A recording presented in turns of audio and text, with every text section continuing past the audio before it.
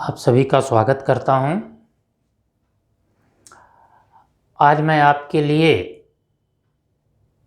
GS fourth paper ethics लेकर आया हूं। लेकिन यह पेपर पढ़ाने से पहले आपसे दो बातें करना चाहूँगा। जैसा कि आप जानते हैं कि 2018 पीसीएस मेंस की परीक्षा में हिंदी मीडियम का रिजल्ट अच्छा नहीं है,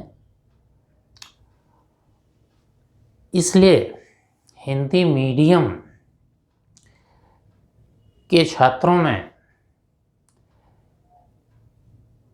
तनाव व्याप्त है। एक ऊहापोह की स्थिति है। कुछ लोग तो ऐसे मिल रहे हैं कि वो जो कह रहे हैं कि हम मीडियम बदल देंगे, हम इंग्लिश मीडियम लेंगे।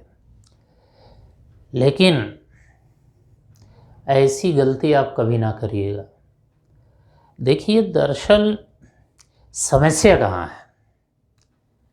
समस्या यह है कि इंग्लिश मीडियम में व्यवस्थित और पर्याप्त अध्ययन सामग्री है,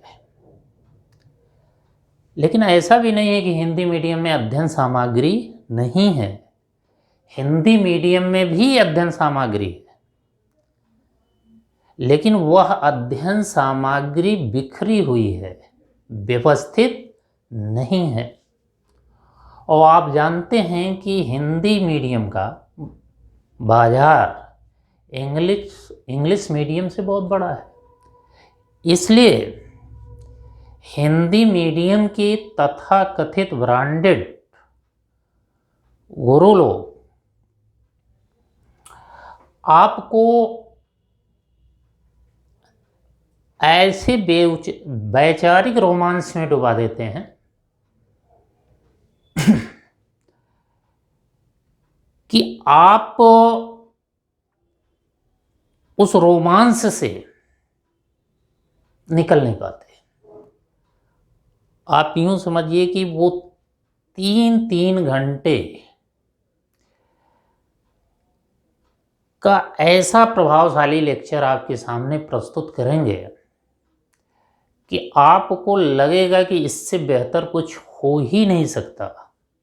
लेकिन 3 घंटा बर्बाद करने के बाद आपसे कहा जाए कि 3 लाइन लिख दीजिए, तो आप 3 लाइन नहीं लिख सकते।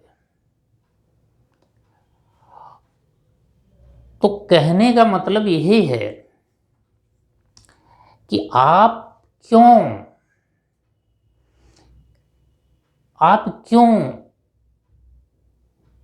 अपने आप को इतना फैला रहे हैं? आपको उतना ही पढ़ना है, उतना ही पढ़िए जितना आप लिख सकें। मैं यह बात दावे के साथ इसलिए कह रहा हूं कि मैंने पहली बार 3 महीने के अल्प समय में जीएस मेंस पढ़ाया। करीब 100 लड़के पढ़ रहे थे और 100 लड़कों में 35-36 मेंस देने वाले थे। और आपको यह अविश्वसनीय लगेगा कि उस 35-36 बच्चों में राहुल मिश्रा, राम, अलकैश, शिवशंकर जैसे 16-17 बच्चे मुख्य परीक्षा में क्वालिफाई हुए हैं। इंटरव्यू के लिए उनका कॉल आया है। तो कहने का मतलब, अगर व्यवस्थित और सटीक ढंग से लिखेंगे तो निश्चित है कि आपको सफलता मिलेगी। तो मीडियम को लेकर बहुत तनाव में रहने की ज़रूरत नहीं है। बस कोशिश यही करिए कि व्यवस्थित पढ़िए, उतना ही पढ़िए जितना आप लिख सकें। बहुत ज़्यादा इधर उधर भागने की ज़रूरत नहीं है। तो ये बातें तो होती रहेंगी। आइए आज हम एथिक्स शुरू करते हैं। तो पहले तो ये जान लीजिए कि एथिक्स क्या है। एथिक्स को हिंदी में क्या कहते हैं? नीति शास्त्र कहते हैं। तो एथिक्स हिंदी में नीति शास्त्र है। इस नीति शास्त्र या एथिक्स का संबंध किससे है? मानवीय क्रियाकलापों में उचित अनुचित के निर्धारण से है। कहने का मतलब यह है कि हम जो भी कर्म करते हैं उसमें क्या गुड है क्या बैड है, इसका निर्धारण करना एथिक्स का काम है। ठीक, अब इसका शाब्दिक अर्थ देख लीजिए। शाब्दिक अर्थ, ये एथिक्स शब्द किससे निकला है? एथिक्स, एथिक्स ग्रीक शब्द इथॉस से निकला है। इथॉस, ठीक। इथॉस कैसा शब्द है? ग्रीक शब्द है, ग्रीक शब्द। और इथॉस का मतलब क्या होता है? रीत रिवाज, रीत रिवाज, रीत रिवाज। और क्या होता है? प्रचलन होता है। रीत रिवाज या प्रचलन होता है। तो इसका मतलब क्या है कि हमने बताया कि एथिक्स का संबंध मानवीय क्रियाकलापों में उचित अनुचित के निर्धारण से है। तो इसका मतलब क्या हुआ कि जो हमारे जो कर्म रीत रिवाजों के अनुसार हों वे उचित कर्म है। उचित, या आप कह सकते हैं नैतिक कर्म है। वो नैतिक है, उचित या नैतिक है। और जो क्रियाकलाप जो रीत रिवाजों या प्रचलनों के अनुसार न हो वो अनुचित है, अनुचित है या अनैतिक है, अनैतिक है। ठीक, या अनैतिक है। कि कहने का मतलब ये है कि समाज में जिन रीत रिवाजों या प्रचलनों को मान्यता प्राप्त है, यदि हमारे कर्म उस मान्यता के अनुरूप हैं तो उचित या नैतिक कर्म कहे जाएंगे। यदि अनुरूप नहीं हैं तो अनुचित या अनैतिक कर्म कहे जाएंगे। तो प्रचलन का मतलब समझ रहे हैं कि समाज में कोई चीज़ प्रचलित हो। प्रचलन जैसे कभी सती प्रथा का प्रचलन था, कभी बाल विवाह का प्रचलन था, तो ऐसे प्रचलन। तो आपने इसका शाब्दिक अर्थ जान लिया। हिंदी का नीति शास्त्र देखिए, हिंदी का जो नीति शास्त्र है, नीति शास्त्र, नीति का मतलब भी होता है, अगर हिंदी शब्द हम देखें, कौन? नीति, नीति, नीति का मतलब होता है ले जाने वाला, ले जाने, ले जाना, ले जाना। अब सवाल है किसको ले जाना? किसको, किसको ले जाना? किसको है? मानवीय कर्मों को, मानवीय कर्मों को या मनुष्य के ऐच्छिक कर्मों को, कर्मों को किसको ले जाना? दूसरा, कहाँ ले जाना? कहाँ ले जाना? कहाँ ले जाना? सदमार्ग पर ले जाना, सदमार्ग पर, सदमार्ग पर। कैसे ले जाना? कैसे, कैसे ले जाना है? उचित अनुचित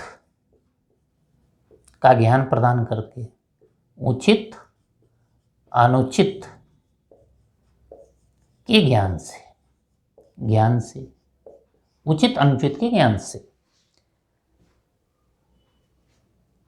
क्यों ले जाना? सवाल है क्यों? सुखद श्रेष्ठ मानवीय या सुखद मानवीय जीवन की प्राप्ति के लिए, श्रेष्ठ मानवीय जीवन की प्राप्ति के लिए, मानवीय जीवन की प्राप्ति के लिए, जीवन की प्राप्ति के लिए। तो एक तरह से नीति शास्त्र का ये भी शाब्दिक अर्थ हुआ कि नीति शास्त्र वह विषय है जो उचित अनुचित का ज्ञान प्रदान करके मानवीय कर्मों को सद्मार्ग पर ले जाता है, जिससे श्रेष्ठ मानव जीवन की प्राप्ति हो। कि नीति शास्त्र वह विषय है जो उचित अनुचित का ज्ञान प्रदान करके मानवीय कर्मों को सद्मार्ग पर ले जाता है, जिससे श्रेष्ठ मानवीय जीवन की प्राप्ति हो। तो हमने अंग्रेजी के एथिक्स का अर्थ बता दिया। रीति रिवाज के आधार पर जो आप कर्म करेंगे वो उचित कर्म है, यही एथिक्स है। और उचित अनुचित के का बोध करके यदि आप ऐसा कर्म करेंगे, ऐसा कर्म करेंगे कि वह नैतिक हो, उचित हो, तो निश्चित है आप श्रेष्ठ और सुखद मानवीय जीवन की प्राप्त करने में सफल होंगे। तो कोई ज़रूरी नहीं है कि आप इस तरह से लिखें कि हिंदी के भी नीति शास्त्र को डिफाइन करें, इतने बहुत है शाब्दिक अर्थ। जब शाब्दिक अर्थ पूछेगा तब ये दोनों चीज़ें आप लिख सकते हैं। तो ये तो हमने शाब्दिक अर्थ बता दिया। आप से मतलब व्यापक अर्थ से है, इसका व्यापक अर्थ क्या होगा? एथिक्स का व्यापक अर्थ देखिए, व्यापक अर्थ,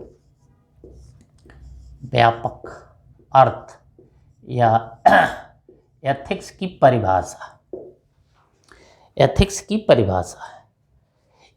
ये एथिक्स पढ़ने के क्रम में ये चीज़ हमेशा दिमाग में रहनी चाहिए कि एथिक्स का संबंध मनुष्य के क्रियाकलापों से है। ठीक, क्रियाकलापों में क्या गुड है, कौन सा क्रियाकलाप गुड है, कौन से क्रियाकलाप बैड हैं, एथिक्स इसी चीज का निर्धारण करेगा है। तो गुड और बैड का निर्धारण कैसे होगा? ये सामाजिक रीति रिवाज के आधार पर हो सकता है। तो यदि सामाजिक रीति रिवाज के आधार पर गुड बैड का निर्धारण होगा तो इस रूप में एथिक्स की शाब्दिक परिभाषा, मतलब एथिक्स का शाब्दिक अर्थ हो गया। अब व्यापक अर्थ में भी यही है कि एथिक्स उन्हीं मानदंडों की चर्चा करेगा जिनके आधार पर गुड बैड का निर्धारण हो। ठीक है, इसीलिए एथिक्स को क्या कहा जाता है? एक मानकीय विज्ञान कहा जाता है, क्योंकि वो उन मानकों, उन मान्यताओं, उन निर्धारकों की चर्चा करता है जिसके आधार पर गुड और बैड का निर्धारण किया जाता है। तो मानक क्या हो सकते हैं? वो मानक रीति रिवाज हो सकते हैं, वो मानक कानून हो सकता है, कानून के अनुसार जो सही है वो गुड है, जो गलत है वो बैड है। वह मानक हमारी अंतरात्मा हो सकती है। तो हमारी अंतरात्मा जिस कर्म को गुड मानती है वह गुड है, और जिसको बैड मानती है वह बैड है। ठीक, तो इसीलिए देखिए एथिक्स की परिभाषा हमने लिखी है यहाँ। एथिक्स वह मानकीय विज्ञान है जो सामाजिक जीवन जी रहे सामान्य मनुष्य के ऐच्छिक कर्मों का निष्पक्ष मूल्यांकन करता है। इस तरह उचित अनुचित के भेद का ज्ञान प्रदान करके श्रेष्ठ और सुखद मानवीय जीवन की प्राप्ति में सहायक होता है। तो जो नीति शास्त्र का हमने शाब्दिक अर्थ बताया था, यहाँ हमने जोड़ दिया है। तो इसलिए नीति शास्त्र का शाब्दिक अर्थ अलग से लिखने की ज़रूरत आपको नहीं है, केवल एथिक्स का वही शाब्दिक अर्थ बता दीजिए। तो इसमें देखिए 2-3 शब्द आए हैं, उनकी व्याख्या कर लीजिए तो क्लियर हो जाएगा। पहले हम देखेंगे सामान्य मनुष्य। सामाजिक जीवन जी रहे, तो ये तो जनरल सी बात है कि जो टापू पर, जो कोई व्यक्ति अगर टापू पर रह रहा है, जंगल में रह रहा है, तो ऐसे मनुष्य के कर्मों का मूल्यांकन एथिक्स में नहीं होगा। ठीक है, बस आपको सामान्य शब्द का मतलब समझना है, सामान्य मनुष्य का मतलब समझना है, ऐच्छिक कर्मों को समझना है। तो हम परिभाषा में जो शब्द प्रयुक्त किए हुए हैं उन्हीं के बारे में बताते हैं। पहले देखिए सामान्य मनुष्य का मतलब क्या है। सामान्य मनुष्य, सामान्य मनुष्य, सामान्य मनुष्य का मतलब यही है कि जो बच्चा ना हो, जो बच्चा ना हो, जो बच्चा ना हो। बच्चा ना हो का मतलब जिसकी उम्र 7 वर्ष से कम आयु, 7 वर्ष से कम, 7 वर्ष से कम आयु का है तो उसे सामान्य मनुष्य के अंतर्गत नहीं रखा जाएगा। जो बच्चा ना हो, जो पागल ना हो, जो पागल ना हो, पागल ना हो, ये सामान्य मनुष्य। जो मनोविकारी ना हो, जो मनोविकारी ना हो, मनोविकारी ना हो कहने का मतलब विक्षिप्त ना हो, विक्षिप्त ना हो, या व्यसनी ना हो, व्यसनी ना हो। जैसे आप शराब पीकर धुत हैं तो आपके कर्मों का मूल्यांकन क्या होगा? आपके कर्मों का मूल्यांकन नहीं हो सकता। आप शराब, आप देखे होंगे कि जो शराबी होते हैं वो जब दूसरे के को गाली देते हैं तो वो हंसता है, वो इसे मतलब अपने सम्मान से जोड़कर नहीं देखता, बस ये कह देता है कि शराब पिया है गाली देगा, इसको मारने से कोई लाभ नहीं है। समझ गए? तो इसका मतलब क्या है कि शराबी व्यक्ति के कर्मों का भी मूल्यांकन हम नहीं करते। अगर आप शराबी व्यक्ति के कर्मों का मूल्यांकन करेंगे तो क्या होगा कि अगर वो आपको गाली देगा तो निश्चित है उसका हाथ पैर तोड़ देंगे। तो इसीलिए हम कह रहे हैं कि जो बच्चा ना हो, जो पागल ना हो, जो शराबी ना हो, हैं, जो शराबी ना हो, ये सामान्य मनुष्य ना हो। ऐसे सामान्य मनुष्य के कर्मों का हम मूल्यांकन करेंगे। अब दूसरा देखिए ऐच्छिक कर्म क्या है। ऐच्छिक कर्म, ऐच्छिक कर्म शब्दावली से स्पष्ट है, अपनी इच्छा से किया हुआ कर्म।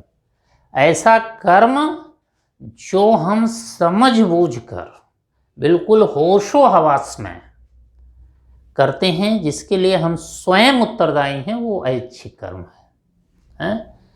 तो स्वतंत्र इच्छा से बिना किसी बाह्य और आंतरिक दबाव से किया गया कर्म, यही ऐच्छिक कर्म है।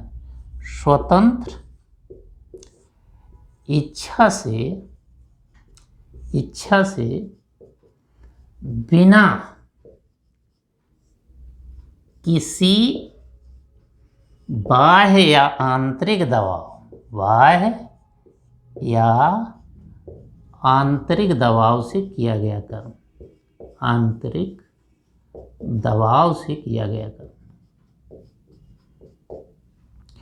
किया गया कर्म, ये ऐच्छिक कर्म है।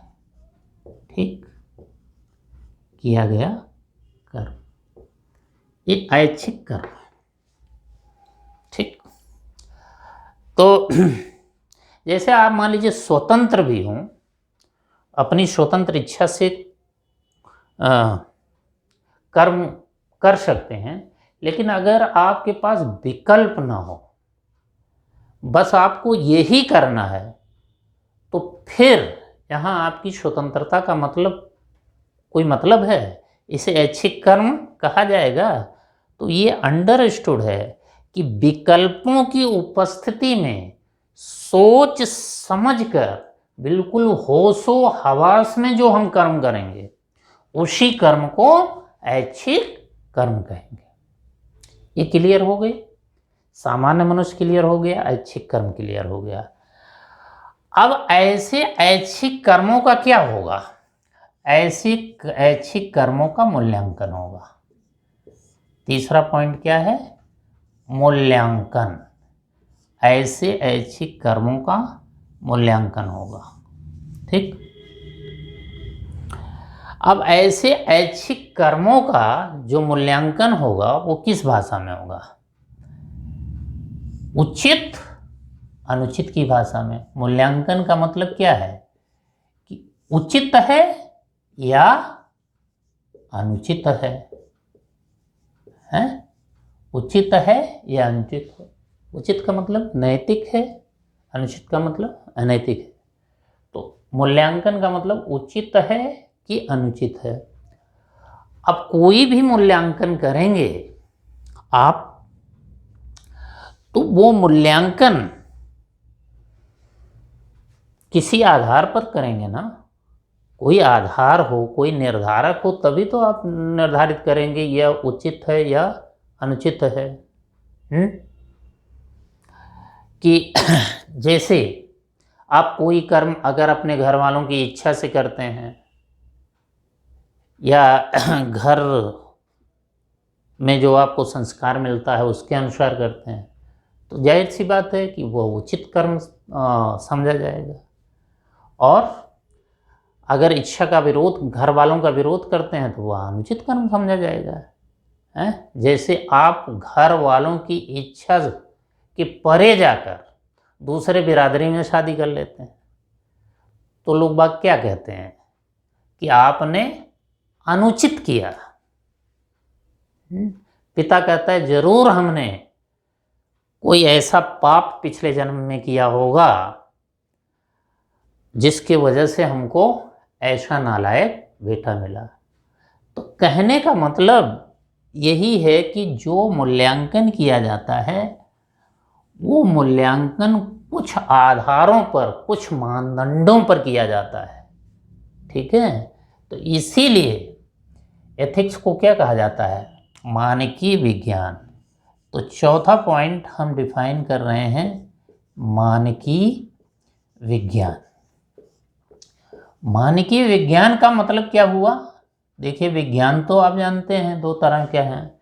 एक वर्णनात्मक विज्ञान होता है, तो जो वर्णन करने वाला विज्ञान होता है, वर्णनात्मक विज्ञान होता है, जैसे फिजिक्स, केमिस्ट्री या जो भी विज्ञान, जीव विज्ञान, आप जो भी पढ़ते हैं, वो वर्णन करता है कि क्या है।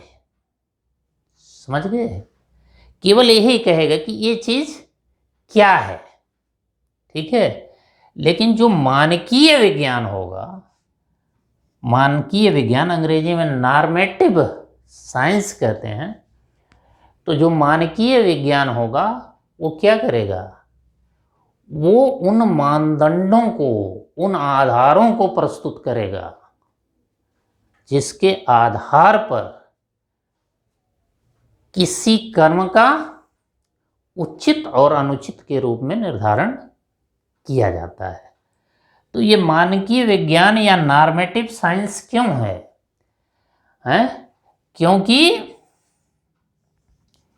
क्योंकि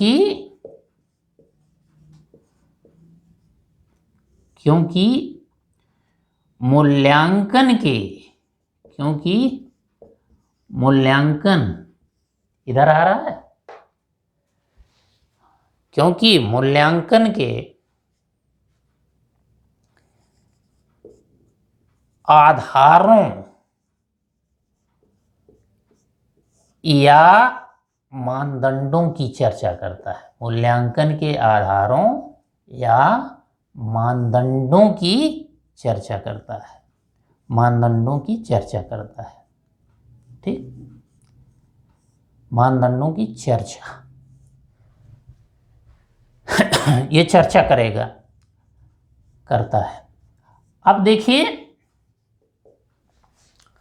मूल्यांकन के आधार क्या हो सकते हैं, जैसे आप देखें, जैसे इधर हम देखते हैं,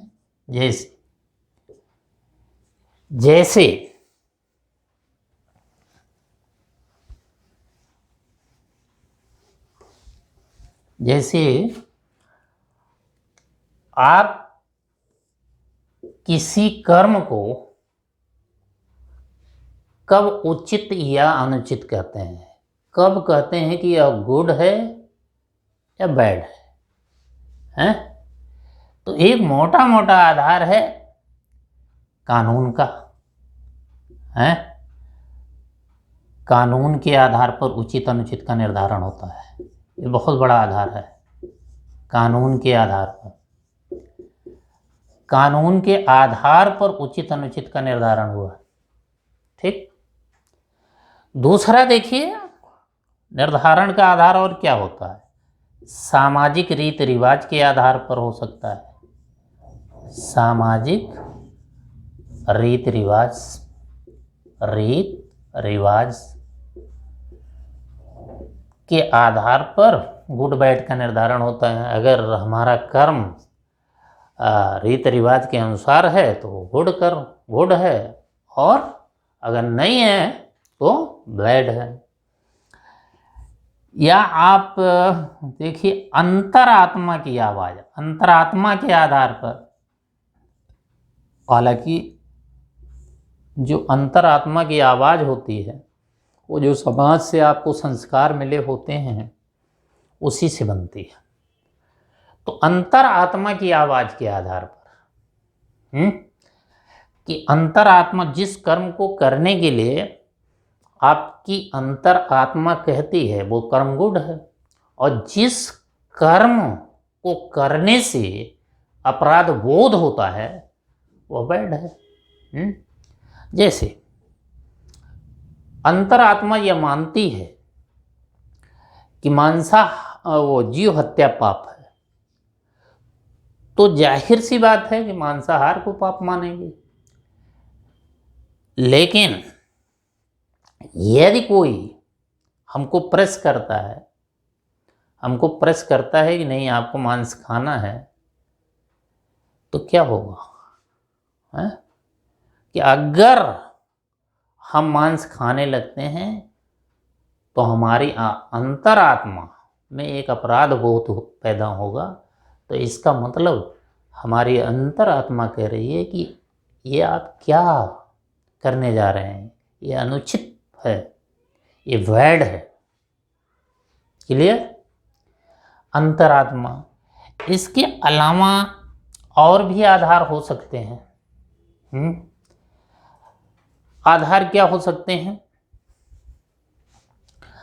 कि व्यवसाय के नियम हो सकते हैं, व्यवसाय के नियम। तो व्यवसाय या व्यावसायिक आचार संहिता लिख लीजिए, व्यावसायिक आचार संहिता ये उचित अनुचित के निर्धारण का आधार हो सकती है। कि जैसे कोई भी व्यवसाय ले लीजिए कि व्यवसाय के जो नियम कानून होंगे, जो आचार संहिता होगी, अगर उसके विरुद्ध आप काम करेंगे तो वो काम आपका अनैतिक होगा, अनुचित होगा। कि जैसे व्यवसाय कहता है कि जिस गुणवत्ता का आपने विज्ञापन में दावा किया है अगर वह गुणवत्ता आप उपभोक्ताओं को नहीं प्रदान कर पाते तो वो ये क्या होगा, ये व्यावसायिक नैतिकता के विरुद्ध होगा, प्रोफेशनल एथिक्स के विरुद्ध होगा, ये अनैतिक कार्य होगा। तो व्यवसाय की नैतिकता है। इसी तरह हर क्षेत्र में निर्धारक होते, जैसे खेल के क्षेत्र में देख लीजिए, जो लोग मैच फिक्सिंग करते हैं, तो मैच फिक्सिंग क्या है, ये खेल नैतिकता इसकी इजाज़त नहीं देती। तो खेल नैतिकता ये कहती है कि खेल भावना से खेल खेलिए, हारिए या जीतिए, हैं। तो खेल नैतिकता मैच फिक्सिंग की इजाज़त नहीं देगी। तो मैच फिक्सिंग जो क्या है वो अनैतिक है, ठीक। तो इसी तरह से आप देखिए प्रशासनिक आचार संहिता या जो प्रशासनिक एथिक्स होती है, प्रशासनिक एथिक्स क्या होगी, प्रशासनिक आचार संहिता, जब आप प्रशासनिक अधिकारी बनेंगे तो आपको प्रशासनिक आचार संहिता मिलेगी। उसमें लिखा रहेगा कि क्या क्या कर्म आपको करना है, नियमित कार्यालय आना है, किसी से महंगा कोई उपहार नहीं लेना है। अगर इन सब चीज़ों का उल्लंघन करके आप महंगा उपहार लेते हैं, समय से नहीं आते, तो ये क्या होगा, ये अनैतिक होगा, ये एथिकल नहीं होगा। या लोक सेवा मूल्य, प्रशासनिक आचार संहिता या लोक सेवा मूल्य, लोक सेवा मूल्य, लोक सेवा मूल्य आपने पढ़ा होगा, किसी भी क्षेत्र का मूल्य हो वो भी उचित अनुचित का निर्धारण करता है। आपने ये पढ़ा होगा कि आप के सिलेबस में लोक सेवा मूल्य हैं, उसमें सत्यनिष्ठा है, ईमानदारी है, निष्पक्षता है, वस्तुनिष्ठता है, ये सारे लोक सेवा मूल्य हैं। अगर उन लोक सेवा मूल्यों के आधार पर आप कोई कर्म करेंगे तो वो कर्म आपका नैतिक कर्म माना जाएगा। और अगर इन मूल्यों के विपरीत आप कर्म करते हैं, इन मूल्यों के अनुसार नहीं कर्म करते, तो आपका कर्म अनैतिक माना जाएगा।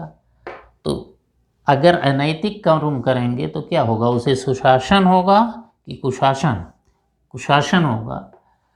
तो यही देखिए, ये जो आपको हमने बताया कि कानून, रीत रिवाज, अंतर आत्मा, मूल्य, आचार संहिता, यही उचित अनुचित के निर्धारक हैं।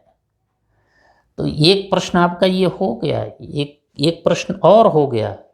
आप अपना सिलेबस देखेंगे तो उसमें लिखा होगा कि डिटर्मिनेंट्स ऑफ एथिक्स, नैतिकता के निर्धारक, ठीक।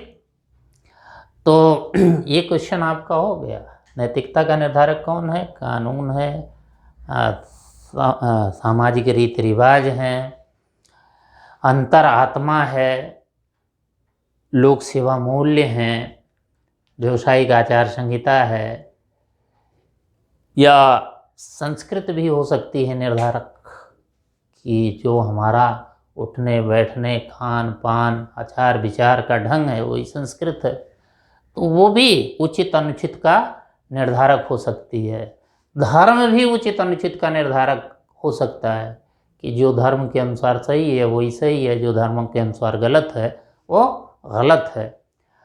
तो कहने का मतलब यही है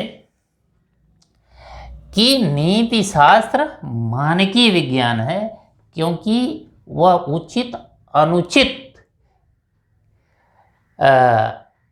के निर्धारण के लिए मानदंड प्रस्तुत करता है। ठीक है। और उचित अनुचित का निर्धारण सामान्य मनुष्य के ऐच्छिक कर्मों के संबंध में ही होगा। ठीक। तो इसमें एक चीज और है, यहां लिखा है, इस तरह उचित अनुचित के भेद का ज्ञान प्रदान करके श्रेष्ठ और सुखद मानवीय जीवन की प्राप्ति में सहायक होता है। श्रेष्ठ और सुखद मानवीय जीवन की प्राप्ति में सहायक होता है। तो यहाँ देखिए कि नीति शास्त्र का काम है केवल निष्पक्ष रूप से उचित अनुचित का निर्धारण कर देना। नीति शास्त्र इससे संबंध नहीं रखता, ये नहीं बताता कि श्रेष्ठ जीवन के मार्ग क्या है, केवल उचित अनुचित का निर्धारण करेगा। और उचित अनुचित के निर्धारण से ही श्रेष्ठ जीवन का मार्ग दिखने लगता है। समझ गए? तो उचित अनुचित के निर्धारण से ही श्रेष्ठ जीवन का मार्ग दिखने लगता है, इसलिए यहां लिखा गया सहायक होता है। ये नहीं बताता कि श्रेष्ठ जीवन क्या है, केवल श्रेष्ठ जीवन की प्राप्ति के मार्ग में सहायक होता है, ये जानना है। अब देखिए श्रेष्ठ और सुखद मानवीय जीवन क्या है। श्रेष्ठ और सुखद मानवीय जीवन की प्राप्ति कैसे होगी, थोड़ा सा इसको समझ लीजिए, इतना तो पर्याप्त है। लेकिन श्रेष्ठ और सुखद मानवीय जीवन की प्राप्ति कैसे होगी? श्रेष्ठ सुखद मानवीय जीवन, सुखद जीवन, तो देखिए श्रेष्ठ और सुखद जीवन की प्राप्ति कैसे होगी? प्राप्ति ये होगी कि जब आप उचित, शास्त्र जब बता देगा कि ये उचित कर्म है, उचित कर्म, ठीक है, जब ये बता देगा कि ये कर्म उचित कर्म है, और उचित कर्म का मतलब ऐसा कर्म जो नियमों के अनुसार हो, जो निर्धारकों के अनुसार हो, ये उचित कर्म है। जब वह उचित कर्म होगा तो वह करने योग्य होगा, करने योग्य होगा। ठीक। तो वो करने योग्य होगा, और करने योग्य जो चीज है वही क्या है? वही कर्तव्य है। ठीक है, वही आपका कर्तव्य है। तो एक तरह से नीति शास्त्र आपको ये बता देता है कि आपका कर्तव्य क्या है। अब इस कर्तव्य का आप अभ्यास करते रहिए। इस कर्तव्य का अगर आपको अभ्यास कराया जाए तो क्या बन जाएगी? आपकी आदत बन जाएगी। ठीक, आपकी आदत बन जाएगी। और जब आदत बन जाएगी तो आप क्या, जब उचित कर्म करने की आपकी आदत बन गई तो इसी को हम क्या कहेंगे? चरित्र कहेंगे। ठीक है, तो इसी को चरित्र करेंगे। और अगर गलत कार्य करने का अभ्यास आप करने लगे तो आपकी जो आदत बनेगी उससे क्या है? चरित्र नहीं, दुष्चरित्र। ठीक। अब देखिए चरित्र का निर्माण होगा इस आदत से, और चरित्र के निर्माण का मतलब क्या है? कि अब आपका चरित्र अच्छा होगा तो आपका आचरण अच्छा होगा। आप क्या करने लगेंगे? नैतिक आचरण करने लगेंगे। नैतिक आचरण करने लगेंगे। और जब नैतिक आचरण करने लगेंगे तो आप को क्या कहा जाएगा? सद्गुणी व्यक्ति, सद्गुणी। और जब आप सद्गुणी हो जाएंगे तो क्या है, जब सद्गुणी हो जाएंगे तो आप व्यक्तिगत हित के साथ साथ क्या देखेंगे?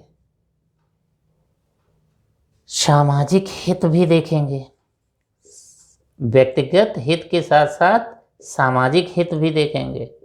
और व्यक्तिगत हित या सामाजिक हित के बीच जब समन्वय स्थापित करके कोई काम करेंगे तो वो काम क्या होगा? श्रेष्ठ काम होगा। उसी से श्रेष्ठ मानवीय जीवन की प्राप्ति होगी। समझ गए? क्योंकि जो समस्या है समाज में, जो संघर्ष होता है समाज में, वो इसीलिए कि व्यक्तिगत हित और सामाजिक हित के बीच टकराव होता है, इसीलिए समाज में संघर्ष होता है। समझ गए? हमेशा हर जगह टकराव होगा। जैसे आप ही अधिकारी बन जाएंगे, जब अधिकारी बन जाएंगे तो आप क्या कहेंगे? कोई सार्वजनिक निर्माण आप करवा रहे हैं, पुल सड़क वगैरह कुछ भी निर्माण करवा रहे हैं, तो आप क्या करेंगे? ठेकेदार से मिलकर उससे कमीशन खाएंगे तो ठेकेदार जो है वो फिर उसमें कमी करेगा कि बढ़िया मटेरियल नहीं लगाएगा, और इस बढ़िया मटेरियल नहीं लगाएगा तो इससे जो पब्लिक इंटरेस्ट है या जनता का हित है उससे प्रभावित होगा कि नहीं? आपका हित तो सध जाएगा लेकिन जनता का हित प्रभावित होगा। ठीक है? तो पुल कमज़ोर बना, मान लीजिए पुल कमज़ोर बना और उसी पुल से आपका बच्चा गुजर रहा है, गिर गया पुल, वो भी खत्म हो गया। तो ये श्रेष्ठ मानवीय जीवन कैसे हो सकता है? श्रेष्ठ मानवीय जीवन तभी प्राप्त हो सकता है जब व्यक्तिगत हित सामाजिक हित के बीच समन्वय हो, तभी श्रेष्ठ मानवीय जीवन प्राप्त हो सकता है। तो ये तो हमने आपको उचित कर्म करने से फायदा क्या है ये बता दिया कि उचित कर्म वही है जो नियम के अनुसार हो, करने योग्य होगा। जो करने योग्य है वही हमारा कर्तव्य है। अगर कर्तव्य का अभ्यास कराते रहें तो हमारी आदत बन जाती है। जैसे बच्चे को पैर छूने का अभ्यास आप कराइए, कोई घर में आए तो उसका पैर छुए बच्चा, तो धीरे धीरे उसकी आदत बन जाती है। वह बड़ों के पैर छूने लगता है, बड़ों का सम्मान करने लगता है, तो लोग कहते हैं चरित्रवान बच्चा है। तो ऐसे लोग एक नैतिक आचरण हमेशा करेंगे, और नैतिक आचरण करने वाले को सद्गुणी कहा जाएगा। सद्गुणी व्यक्ति हमेशा व्यक्तिगत हित और सामाजिक हित के बीच सामंजस्य स्थापित करके चलेगा, और सामंजस्य स्थापित करेगा तो उसी से श्रेष्ठ जीवन की प्राप्ति हो जाएगी, श्रेष्ठ जीवन की प्राप्ति हो जाएगी। ठीक है? तो यही है, इतना हमने आपको समझने के लिए बता दिया। अब देखिए इसी का उल्टा होगा। अगर आप करने योग्य कार्यों के स्थान पर न करने योग्य कार्य करेंगे तो क्या होगा? उसी का अभ्यास करेंगे तो आप चरित्रवान बनेंगे कि दुष्चरित्रवान? तो आपका आप में चरित्र का विकास नहीं होगा, आप दुष्चरित्र होंगे, आप दुर्गुणी होंगे। और ऐसे दुर्गुणी लोग केवल अपना हित देखेंगे, समाज का हित नहीं देखेंगे। और जब समाज का हित नहीं देखेंगे तो इससे क्या है? समाज में भ्रष्टाचार, लाल फीताशाही, मतलब तमाम सामाजिक समस्याएं पैदा हो जाएंगी, और ये समस्याएं श्रेष्ठ जीवन के मार्ग में बाधक होंगी। तो उम्मीद है ये क्लियर हो गया होगा कि आपको दिमाग में ये रखना है कि जो एथिक्स है वो एक मानकीय विज्ञान है। मानकीय विज्ञान का मतलब कि उन मानदंडों, उन आधारों को प्रस्तुत करता है जिसके आधार पर मानवीय कर्मों का मूल्यांकन करके उचित अनुचित का निर्धारण किया जाता है। और उचित अनुचित के निर्धारण से लाभ यही होता है कि श्रेष्ठ मानवीय जीवन की प्राप्ति में यह सहायक होता है। तो हमारे ख्याल से ये परिभाषा मिटा दीजिए। तो इतना पढ़ने के बाद क्या मिला आपको? यही मिला, इतना पढ़ने के बाद यही मिला कि एथिक्स का संबंध किससे है? संबंध बाहरी दुनिया की मान्यताओं, बाहरी दुनिया की मान्यताओं, बाहरी दुनिया की मान्यताओं, बाहरी दुनिया की मान्यताओं, नियमों से है। बाहरी दुनिया की मान्यताओं और नियमों से है जिसके आधार पर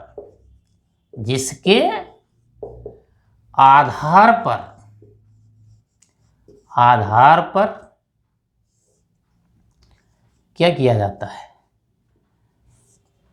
जिसके आधार पर ऐच्छिक कर्मों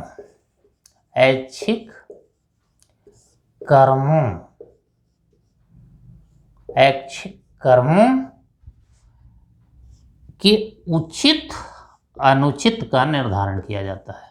उचित अनुचित का निर्धारण। अगर नियमों के अनुसार कोई कर्म है तो क्या होगा? उचित कर्म होगा। अगर नियमों के अनुसार नहीं है तो ये क्या होगा? अनुचित कर्म होगा। क्लियर है? तो ये परिभाषा, ये अपने आप, मतलब कोई ज़रूरी नहीं है वही परिभाषा लिखिए, ऐसे भी लिख सकते हैं। एथिक्स का संबंध बाहरी दुनिया की मान्यताओं और नियमों से है जिसके आधार पर ऐच्छिक कर्मों के उचित अनुचित होने का निर्धारण किया जाता है। यहाँ बाहरी दुनिया, ये बाहरी दुनिया का मतलब क्या है?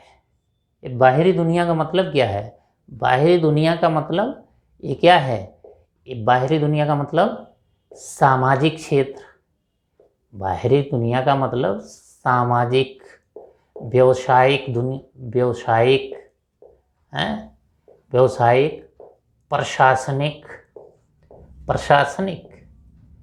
प्रशासनिक क्षेत्र। ठीक है? प्रशासनिक क्षेत्र मतलब सामाजिक, व्यावसायिक, प्रशासनिक क्षेत्र के जो नियम कानून, रीति रिवाज, आचार संहिता है, यदि हम उसके अनुरूप काम करते हैं तो वो अनुचित है। अगर उसके विपरीत कार्य करते हैं तो अनुचित है। तो उचित अनुचित का निर्धारण करना ही एथिक्स है। तो कुल मिलाकर एथिक्स का मतलब आपने क्या समझा? नैतिकता। हमारा कौन सा कार्य नैतिक है, कौन सा कार्य अनैतिक है, इसी का निर्धारण करना ही एथिक्स है। और जब नैतिकता मतलब एथिक्स ऐसे सामान्य भाषा में बोलते हैं तो इसका मतलब नैतिकता ही होता है। जैसे व्यावसायिक नैतिकता, प्रोफेशनल एथिक्स बोल सकते हैं। ठीक। अब देखिए, यहाँ एक चीज़ और बताने वाली है, वो ये है कि ये भी लिखना पड़ेगा आपको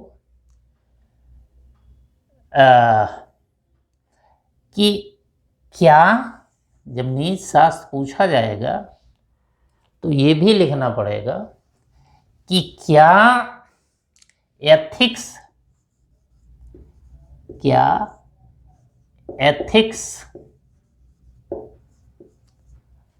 और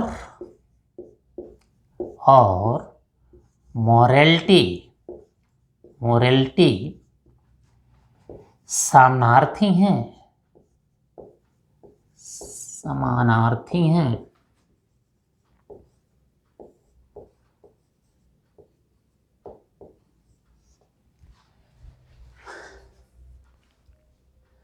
तो क्या एथिक्स और मोरलिटी समानार्थी हैं? अक्सर हम लोग कह देते हैं कि भाई एथिक्स और मोरलिटी दोनों का मतलब होता है नैतिकता। इन दोनों का मतलब क्या है?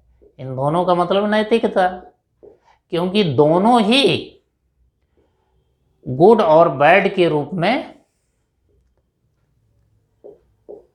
मानवीय कर्मों से संबंधित हैं। क्या गुड है क्या बैड है, यही एथिक्स है। क्या गुड है क्या बैड है, यही मोरलिटी है।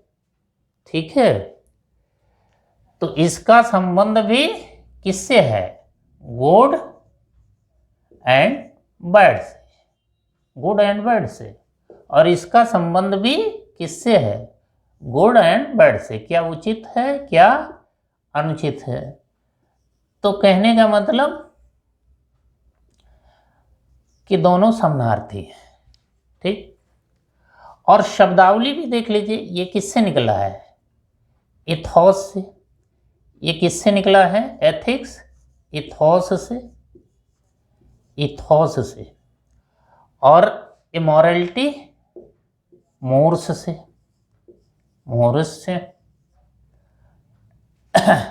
ये लैटिन शब्द है, ये लैटिन है।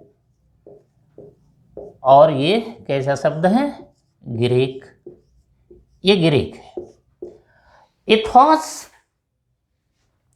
इथोस का मतलब होता है रीति रिवाज, कस्टम। ये आपको बताया गया, रीति रिवाज। और इसका भी मतलब रीति रिवाज ही होता है। रीत रिवाज, इसका भी मतलब रीति रिवाज है। ठीक, इसका भी मतलब रीति रिवाज से ही है। तो आप देखें कि दोनों का मतलब रीति रिवाज हो गया है। इसका मतलब रीति रिवाजों के अनुसार जो उचित है, अगर रीति रिवाजों के अनुसार कर्म किया जाता है तो वो उचित है, और अगर रीति रिवाजों के विरुद्ध काम किया जाता है तो अनुचित है। तो दोनों का संबंध उचित और अनुचित से है। ठीक, और इसीलिए कभी कभी दोनों एक ही अर्थ में प्रयोग कर दिए जाते हैं। जैसे चोरी ना करना, चोरी ना करना इथिकल है, और चोरी ना करना मॉरल है। ये दोनों शब्द हम प्रयोग कर सकते हैं। मॉरल है, चोरी ना करना मॉरल है। ठीक है, तो दोनों एक ही सेंस में प्रयोग हो रहा है। चोरी ना करना एथिकल है, चोरी करना ना करना मॉरल है। तो देखें, लेकिन आधुनिक समय में मॉरलिटी और एथिक्स के बीच अंतर किया जाता है। मॉरलिटी और एथिक्स के बीच अंतर किया जाता है। तो इस अंतर को देख लीजिए, दोनों के बीच अंतर क्या है? दोनों के बीच अंतर क्या है? ठीक, अंतर इधर एथिक्स हो गई, एथिक्स, और इधर मॉरलिटी।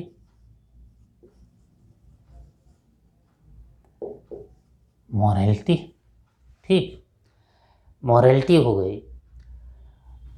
देखें, दोनों का अर्थ यही है, गुड या बैड, मतलब नैतिकता। तो एथिक्स क्या है? एथिक्स का संबंध देखिए बाह्य दुनिया की मान्यताओं, नियमों, कानूनों से।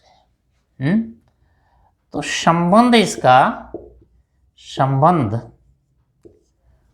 बाह्य दुनिया, बाह्य दुनिया, बाह्य दुनिया का मतलब सामाजिक, प्रशासनिक, सामाजिक, प्रशासनिक, व्यावसायिक, किसी भी क्षेत्र के नियमों कानूनों से, बाह्य दुनिया की मान्यताओं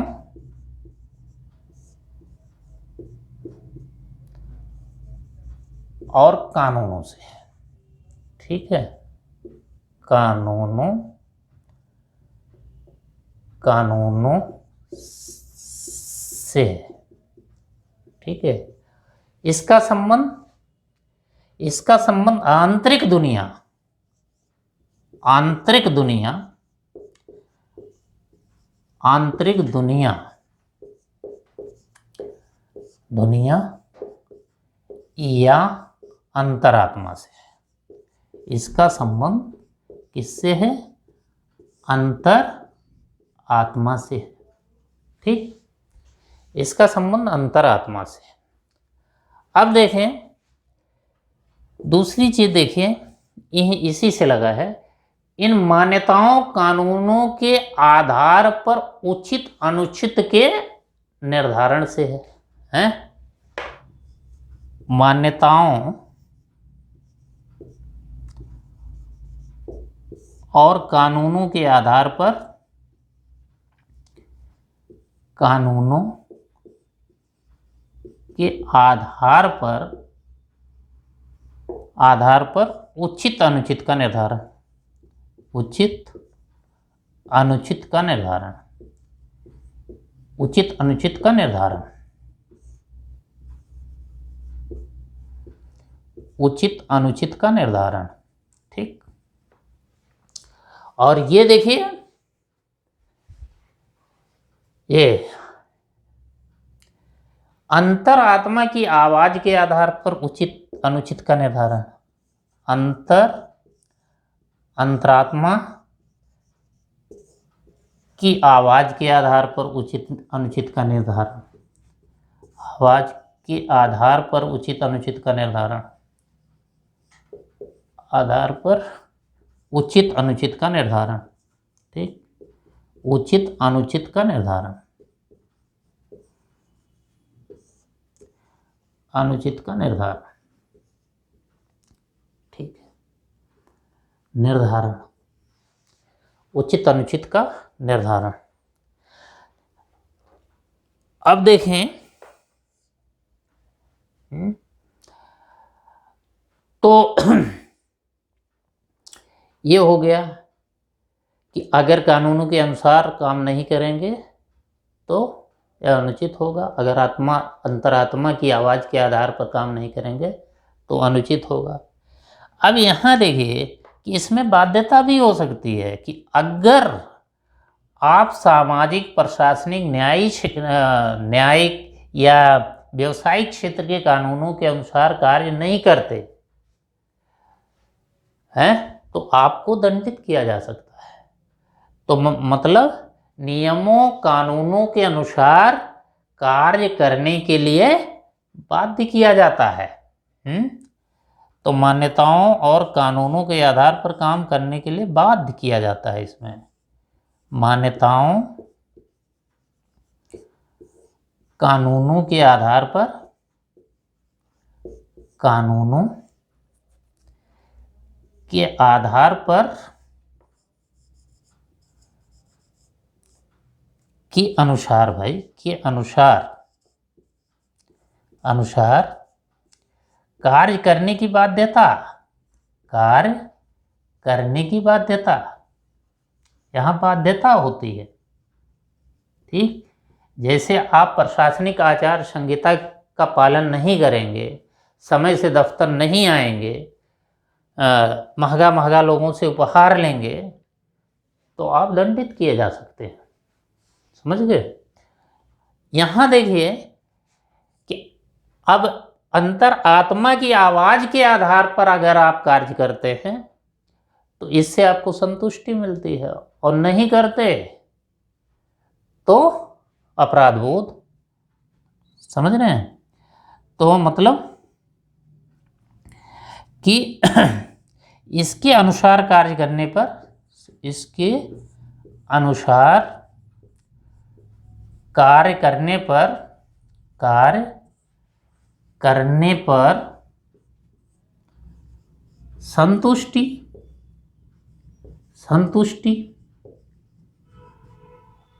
और ना करने पर अपराध बोध, ना करने पर अपराध बोध, ना करने पर अपराध बोध होगा। ठीक। तो कहने का मतलब क्या हुआ? कहने का मतलब अगला पॉइंट क्या हुआ कि ये सोसाइटल हुआ, ये सोसाइटल, सामाजिक, सोसाइटल है। सोसाइटल का मतलब सामाजिक, ये सोसाइटल है, सामाजिक है। तो सामाजिक होने के नाते वस्तुनिष्ठ होगा कि व्यक्तिनिष्ठ? ये वस्तुनिष्ठ है, वस्तुनिष्ठ।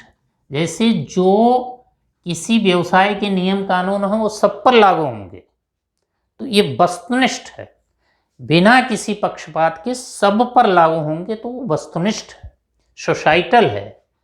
और ये क्या है? ये 2 पॉइंट में लिख सकते हैं, सामाजिक है, व्यक्तिगत है, वस्तुनिष्ठ है और आत्मनिष्ठ है। तो ये पर्सनल है, पर्सनल, नीचे आ रहा है, पर्सनल है या व्यक्तिगत है, व्यक्तिगत है। ठीक।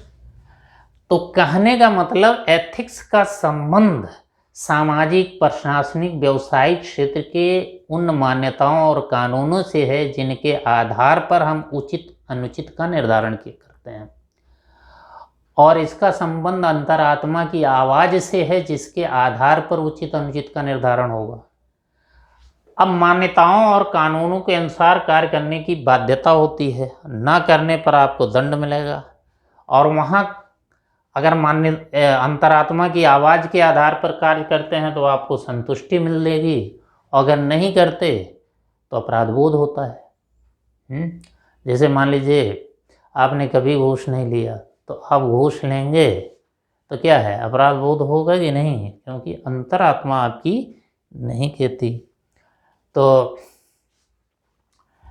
ये है, अपराध बोध होगा। तो ये इसलिए इसको सोसाइटल माना जाता है, उसको पर्सनल माना जाता है। लेकिन यहाँ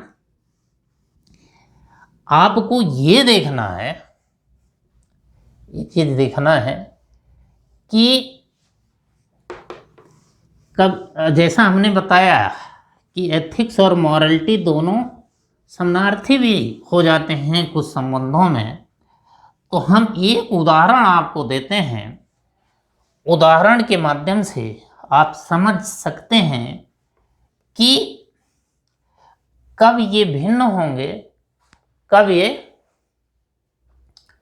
समान होंगे। ये उदाहरण देके आप इसको लिखेंगे भी। सवाल पूछा गया है कि एथिक्स और मॉरलिटी में अंतर क्या है, तो उदाहरण आप दे सकते हैं। उदाहरण, कोई भी उदाहरण दें। एक बड़ा ही पॉपुलर उदाहरण आपको दे रहे हैं, और अक्सर ऐसे प्रश्न लोग पूछते हैं। राम द्वारा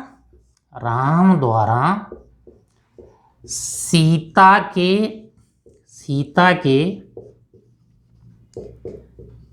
त्याग का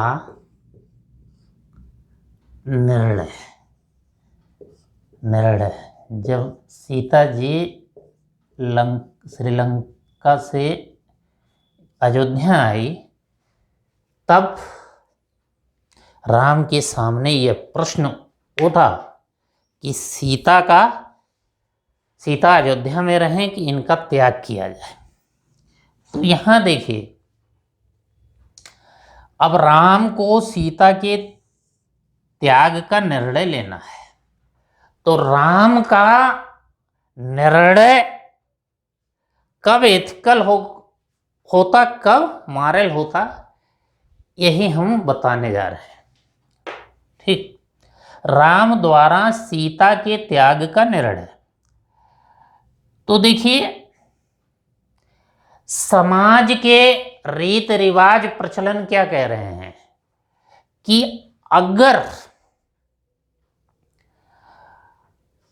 अगर कोई स्त्री पराये घर, किसी दूसरे घर होकर आती है तो वह अपवित्र है। मतलब बाहरी दुनिया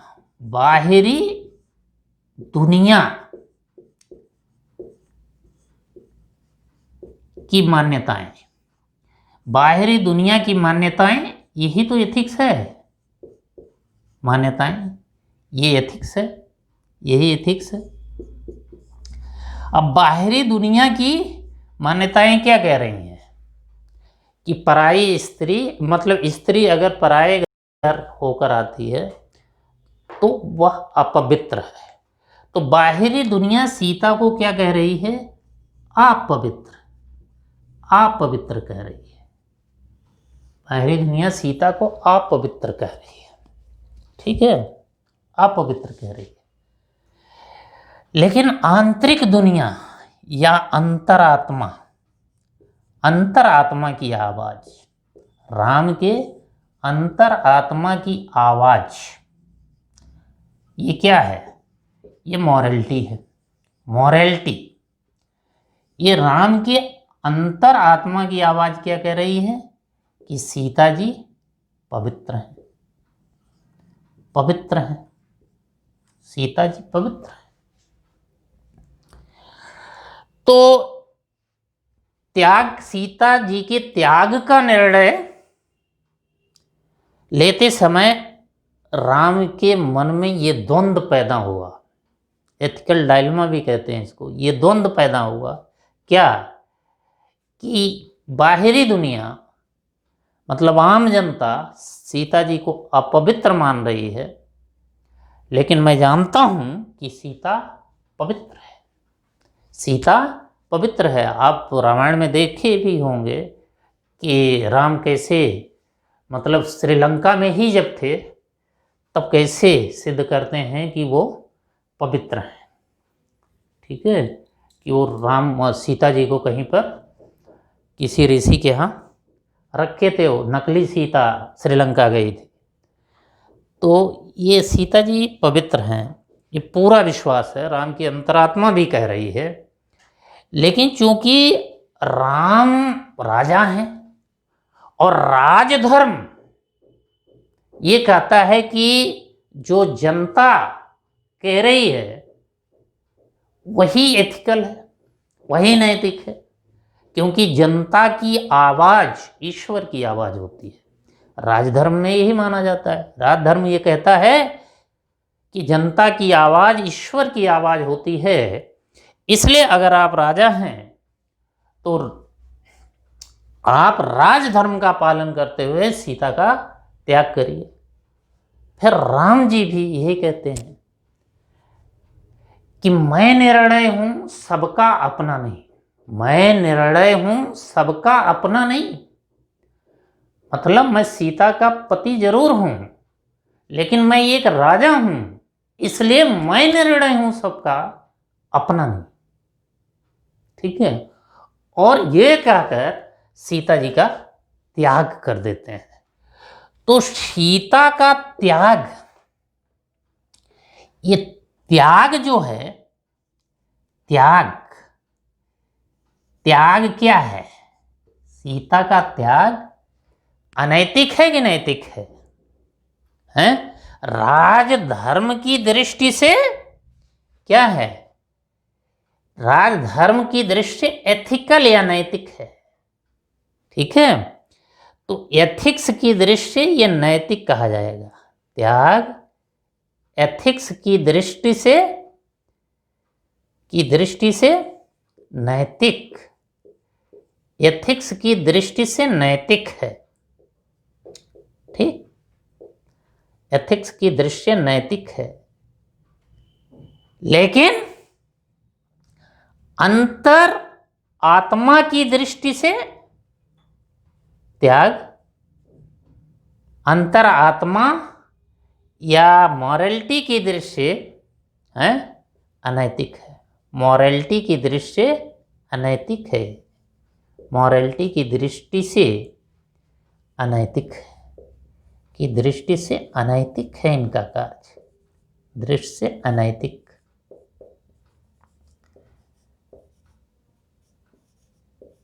अनैतिक है, मॉरलिटी की दृष्टि से अनैतिक है। और राम ये बात उनको उनका त्याग करते समय ये सीता से भी कहते हैं कि मैं जानता हूँ तुम पवित्र हो, लेकिन चूंकि मैं राजा हूँ इसलिए मुझे ऐसा करना पड़ेगा, और सीता उनका सहयोग करती है। समझ गए? तो मॉरलिटी की दृष्टि से तो अनैतिक है, और एथिक्स की दृष्टि से नैतिक है। तो कभी कभी हम जब नारी सशक्तिकरण की बात करते हैं, महिलाओं की बात करते हैं, तो हम भी और महिलाएं भी राम के इस निर्णय पर प्रश्न चिन्ह लगाते हैं कि राम ने यह कैसा काम किया, अनैतिक काम किया, अनुचित काम किया। जब हम यह कहते हैं कि राम ने अनुचित काम किया, अनैतिक काम किया, तो यहां हम ये कहते हैं कि मॉरलिटी की दृष्टि से वो अनैतिक है, मॉरलिटी की दृष्टि से अनैतिक है, लेकिन एथिक्स की दृष्टि से वह नैतिक है।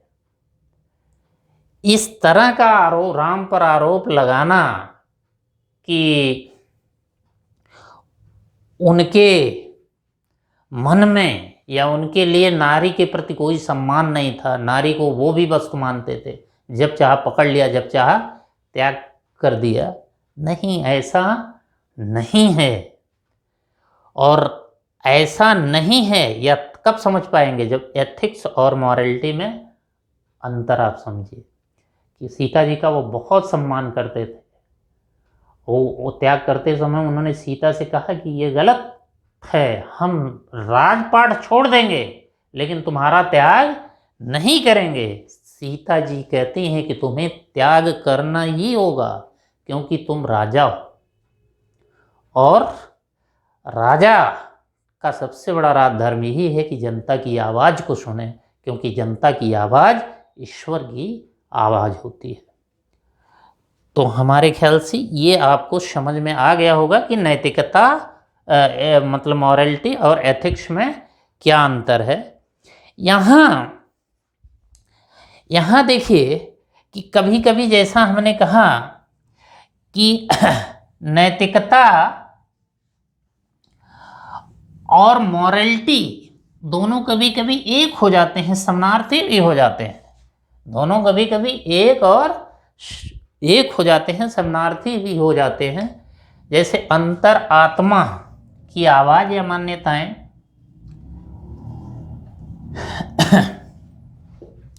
कि यहाँ आप देखें, ये थोड़ा सा जगह कमी है, चलिए लिख लीजिए, यहीं देख लीजिए, समझ में आ जाएगा, आप समझ लिए हैं, आपको बहुत ज़्यादा बताना नहीं है, ठीक है। कि देखिए इसी उदाहरण में देखिए कब मॉरलिटी और एथिक्स समान होंगे। अश्वमेध यज्ञ के बाद आप जानते हैं कि लवकुश के साथ राम जी की सेना की भिड़ंत होती है, और फिर दोनों को एक दूसरे के संबंधों का पता चलता है। राम को पता चलता है कि लवकुश कौन है, लवकुश को पता चलता है कि राम जी कौन है। फिर लवकुश के प्रयासों से अयोध्या की जनता को यह मालूम हो जाता है कि सीता अपवित्र नहीं है, सीता निर्दोष है, सीता में कोई कलंक नहीं है। फिर जनता राम जी पर यह दबाव डालने लगती है कि सीता को वापस अयोध्या लाओ। ठीक, तब राम जी सीता को अयोध्या वापस बुलाते हैं। अब राम जी अयोध्या सीता को वापस बुलाते क्यों हैं? क्योंकि अब बाहरी दुनिया की मान्यताएं और अंतर आत्मा की आवाज या आंतरिक दुनिया की मान्यताएं क्या हो गई? मान्यताएं संगत हो गई, दोनों संगत हो गई। तो जब आंतरिक और बाह्य दुनिया की मान्यताओं में संगतता स्थापित हो जाती है, संगतता, तो एथिक्स मॉरलिटी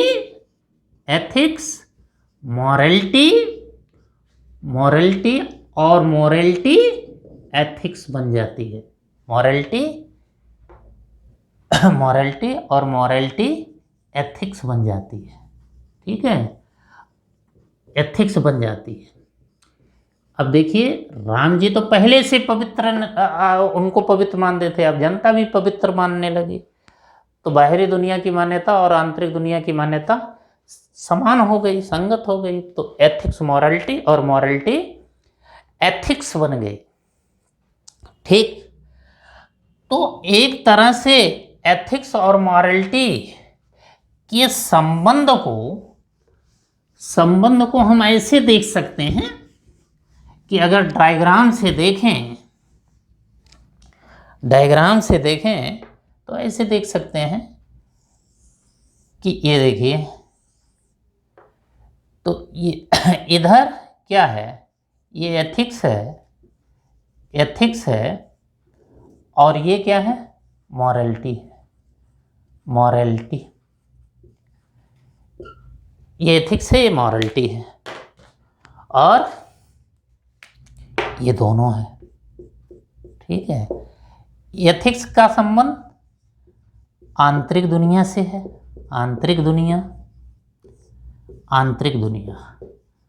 ठीक, और इसका संबंध बाह्य दुनिया से है, बाह्य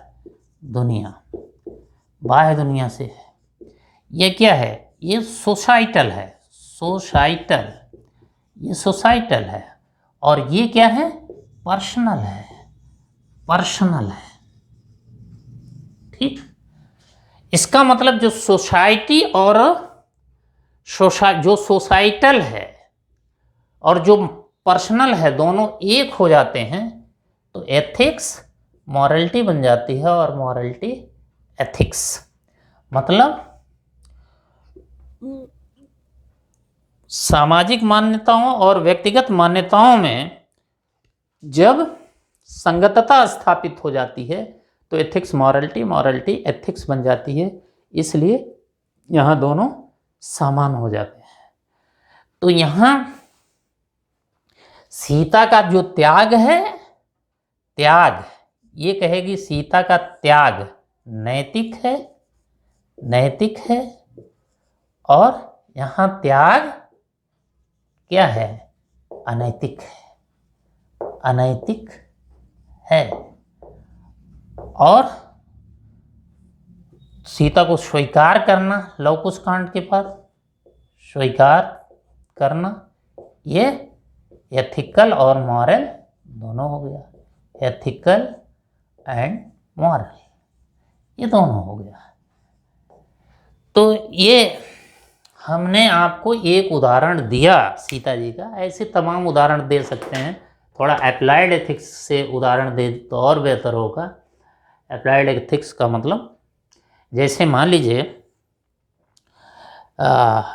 निर्भया कांड। तो निर्भया कांड